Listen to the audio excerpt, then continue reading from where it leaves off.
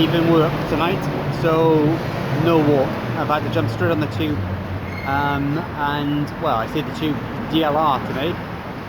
So got off at Deptford Bridge, and my hotel, for the first time ever, we're really close to this tube station. So that's where I am. So I am in the Travelodge tonight. What am I expecting?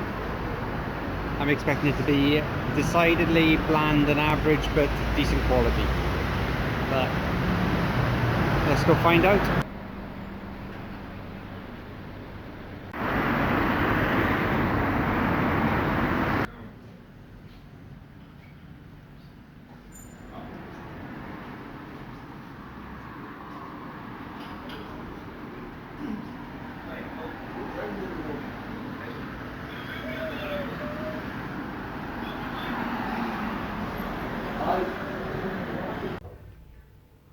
Nobody's showing me to my room this week.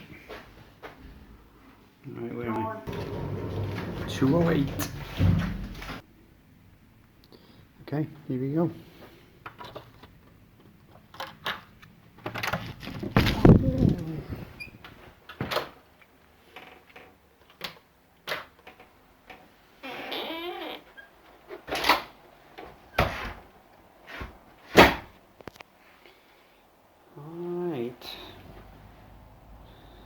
The bed.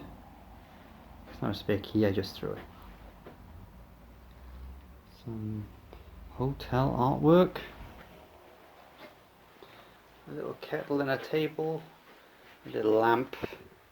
Remote control for the TV, which is there. Big old mirror. There I am, hi. Some spare pillows. Some spare pillows, of which I am a fan of. More than enough coat hangers. A view of a building, I suppose. Oh, the Doubletree. I stayed in a Doubletree in Florida. They give you free cookies. Alright, let's check out the bathroom. It's gonna be very... yeah, it's very unoffensive. The shower head is okay. There's some body lotion that you can't take home, and that is that. Bed. Pretty firm. Pretty firm. Boing. My first impressions are this is exactly what a Travelodge is. Double bed, decent cushions, the cheapest kettle they can find, curtains that look as if somebody has splashed it with ink. The bathroom looks clean. TV's a bit small, but that's okay, I'll have my Kindle. Got to finish watching season 6 of Bosch. And I got comic books to read too. So, okay, well, I don't know if you can hear that siren. That was going to be the first thing I said actually about potential negatives. Is it seems noisy in here. Like a couple of weeks ago I stayed at a Premier Inn, and if you're actually watching these videos, I said I'm not going to bother wasting time in filming it and showing you and so on. And I feel that was a mistake. I feel like Travelodges and Premier Inns are actually what people might end up booking, you know, more often than not. So it's probably good to see, you know, what are the good ones, what are the bad ones. Good way to compare. Huh, looks like someone's been eating the curtain. Let's face it, that's fire, right? That's cigarettes. Ink. I always think. Yeah, that window's shut. So that's how noisy it is. Okay, morning one. How did I sleep? Not well. Look at this face. I did not sleep well. The bed's fine. Pillows are an issue, but it's noisy, man. It feels like I'm sleeping with the window open. And there was like drag races or something. It's very noisy. It's noisy now. So I've got up a little bit early this morning because I worked late last night, obviously, so I didn't get my walk in. And I thought I would walk to Greenwich, and behind me is the Cutty Sark. I'm not sure if you've got to pay to get in. I'm pretty sure you do. But that's quite a sight. That's quite nice. Our windows are on the side, so you can see into the boat, but it doesn't really come up on camera, so it's hard to see. So I can't show you that. But let's turn this around and show you the view. The king of all he surveys. Alright, let's have a look at what he's surveying. But obviously you've got the city over there, just over to the left. You've got the Shard, so I guess that's sort of in the direction of where I work. Nice beach. Behind me is the Royal Naval College. Really nice building. But because I work 9 to 5, it makes it difficult to get into these places, so we have to stick with early mornings and late nights. A statue of Sir Walter Raleigh behind me, who everybody knows is the inventor of the bikes. So the particularly popular one in the 80s, the Raleigh chopper. That was him. I'm not sure he did anything else. Pretty much just the bikes. A lot to be thankful for to this guy. I love sandwiches. Look at the fun this guy's having. I'm in Greenwich Market, so they're just setting up. And again, this would be a kind of cool place to come when it's fully open. Just looking around. You know, behind me, I can see a fudge patch. That interests me. I went through a phase of really enjoying fudge. I don't know what I'm in a phase of now. Donuts maybe. And speaking of which, so there's another Crosstown Donuts behind me. They pop up on my Instagram all the time.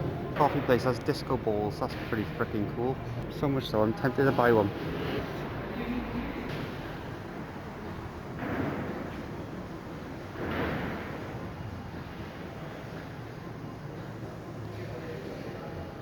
Street food, and when you've had enough street food, you get straight into the fitness centre. This place has thought of it all. Some people advertising, they just know how to get me. Speaking my language.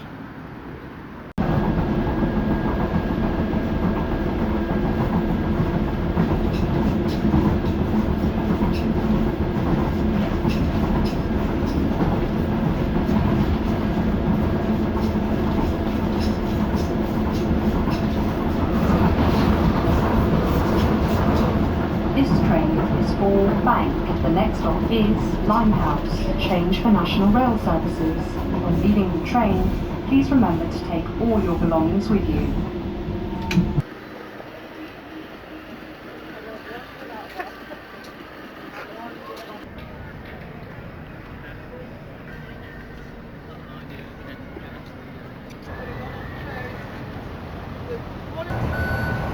It's the O2. Been there a couple of times. One time for an ice hockey game, the other time to see the Muppets. Life changer. Walking from, I think, North Greenwich station. Most boring walk we've done so far. There's nothing here. So, a handy bridge, so I can kind of do a little pan without losing speed.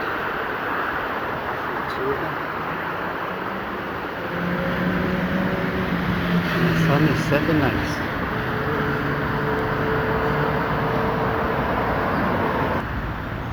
Looks good in a sunset.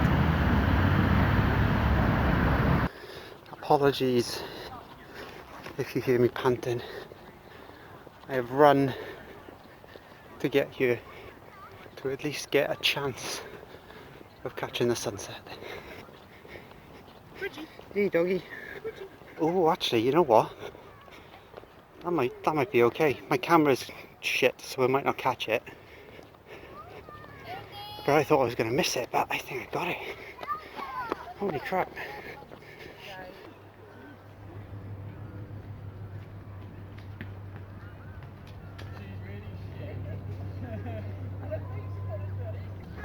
That's why I ran for that sunset. Hopefully the camera's done it justice. It's really quite bright.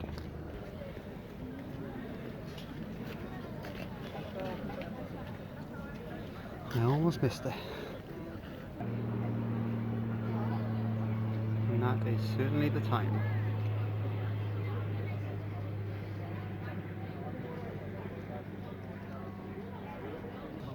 The Royal Observatory is going to be closed, of course it is, because of the time I work and the time I get here, but there it is.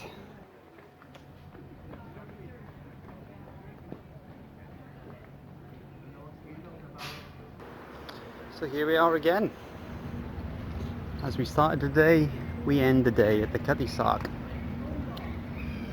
So I walked from North Greenwich Tube all the way down from the O2 to here, so I'm about 20 minutes away from the hotel, so I'll walk through Greenwich Village again now.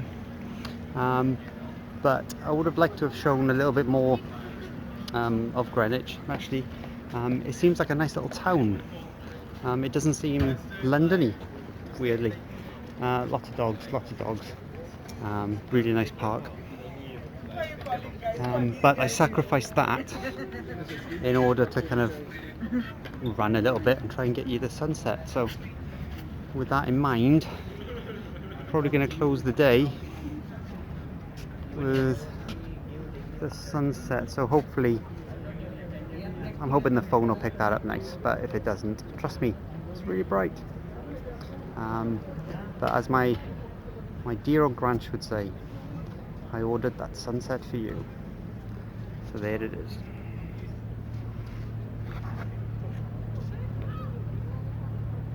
Got to the hotel room, no Wi-Fi.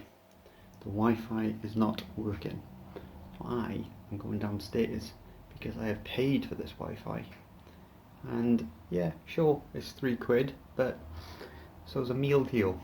You wouldn't pay for a meal deal and then just let someone just not give you the meal deal, right? So I'm going to complain and tell them to switch it off and switch it back on again. That's all it needs. That's all it needs. Wow. So I've just been to the reception to complain about, well, not complain, just to point out that the Wi-Fi isn't working, and they're well aware of it. And so then I asked if we would be refunded if it doesn't come back online tonight. And apparently, the Travelodge won't refund me. I have to contact Virgin, who are their internet supplier, for a refund. So I tried to explain to the lovely woman on the desk that I have not paid Virgin. I have paid my money to Travelodge, and she was not listening to me. She was giving me the, that's fine sir, that's fine sir, I've told you, I've explained what needs to happen, I've explained. Ooh. I'll just speak to the manager in the morning. It's only £3, but I've got to be in my bonnet now. I didn't like her attitude.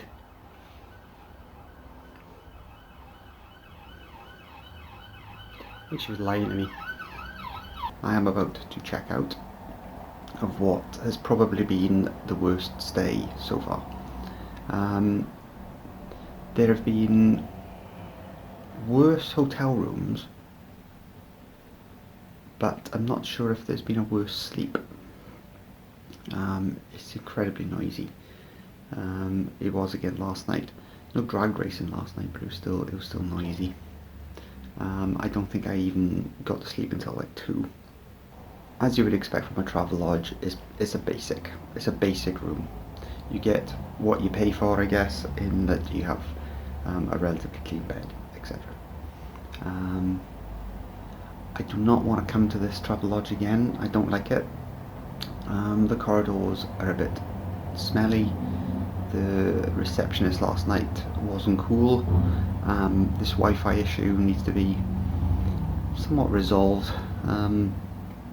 I can live without the Wi-Fi. I don't mind that, but it's only because I paid for it. You know, I can live without Wi-Fi. I kind of assume that things will go wrong, so I download all my stuff anyway, so I wasn't restricted. But if I brought my work home with me last night, for example, and I had to speak to some Canadians or some Americans, I'm screwed. Couldn't do it. So it's more the principle of the thing. Plus, I also want to find out if what she was saying was true. But I do admire her for sticking to it and not backing down. So we'll see what the manager says now in a couple of minutes, because I have a little bit of time. I think I can spare a little chat. Maybe because it's a Travelodge, but it feels lonelier. Does that make sense? I think it might be because there's just absolutely there's no character. It's very much just a place to sleep. Alright, I'm getting out of here. It's good that the train station is literally across the way, so it should be a fairly pleasant journey to work. Yeah, I do not recommend. Plenty of other Travelodges, and I'm sure that I'll end up in another Travelodge just because of the price and the affordability. They're very convenient, I guess. Price, I never talked about price. We paid £88 for the 2 nights for this one, so a little bit cheaper than the ones I've been staying in recently. But then I've paid £6 extra for Wi-Fi on both nights, so £3 a night. So still, even with that included, still cheaper than some of the other ones. Is it worth it? I don't know. I think £44 for a room in London has to be sort of worth it. But we're getting to a point now where we've done so many rooms that the baseline that I talked about last week or the week before is starting to form. So there are rooms that I would definitely try out before coming back to this one. Can you hear that? Window's not open. That's how noisy it is. Feels like it's open. Okay, let's get out of here. Yeah, I knew she was telling me fibs. So I just spoke to the manager, who confirmed that I was bloody right. So, nothing to do with Virgin. What's she on about?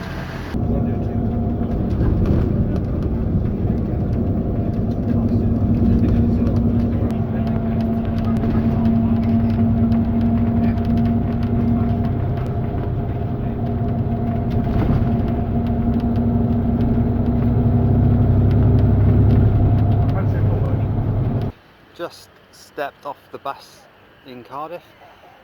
A noisy Cardiff. Something's going on. There's people having fun. So yeah, City Hall behind me, the museum in the background. Yeah, not a great hotel this week, but it was really nice to walk around Greenwich and see some things, see the observatory, see the sunset, see the Cutty Sark. Let's rush over to the train station now before people start shouting at me. Okay, cool. Take care.